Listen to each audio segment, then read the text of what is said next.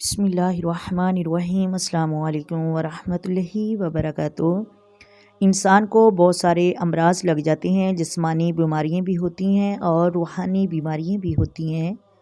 عقیدہ اور نظر اور فکر بھی بیماریوں میں ہوتی ہے۔ دنیا میں کچھ لوگ ایسے ہوتے ہیں جو وقوع قیامت کے منکر ہیں۔ دنیا میں کچھ لوگ ایسے ہیں جو معاذ اللہ عذاب قبر کے انکاری ہیں۔ دنیا کے اندر آپ کو وہ لوگ بھی ملیں گے جو کہتے ہیں دنیا خود بخود وجود میں آ گئی، پھر آپ کو کچھ اور ملے یا نہ ملے۔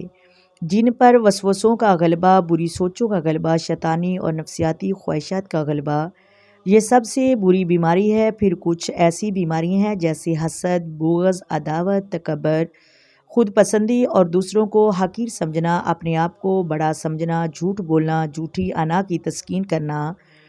جسمانی مرض بھی بندے کو پریشان کرتا ہے اور روحانی مرض بھی بندے کو پریشان کرتا ہے۔ اگر آپ روحانی طور پر بیمار، آپ کے اندر حسد کی بیماری لگ جائے تو حسد کا معنی ہے جلنا، یعنی جس بندے کا اندر جل رہا ہو وہ سکون میں نہیں رہ سکتا، یہ بہت بڑی بیماری ہے۔ تکبر بھی ایک بیماری ہے۔ تکبر والا بندہ دل کی جگہ پتھر رکھ لیتا ہے تو اندر بندے کا سخت ہو جائے وہ کیسے مطمئن رہ سکتا ہے۔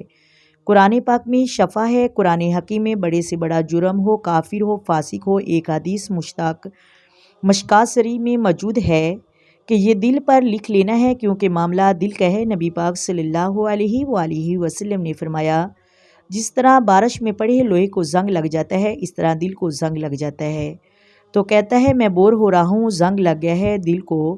تو کہتا ہے سب کچھ ہے پر دل پریشان ہے۔ حضور دل کو زنگ لگ جائے تو کیا کریں؟ تو حضور فرمانے لگے کہ ایک موت کو یاد کرو اور ایک قرآن پاک کی تلاوت کیا کرو۔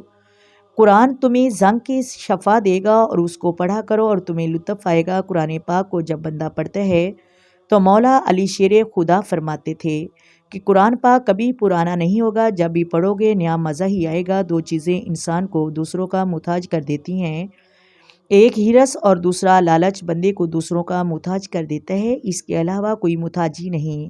اگر اس کے علاوہ عام محتاج ہوں گے تو وہ وقتی محتاجی ہوگی اور وہ ختم ہو جائے گی۔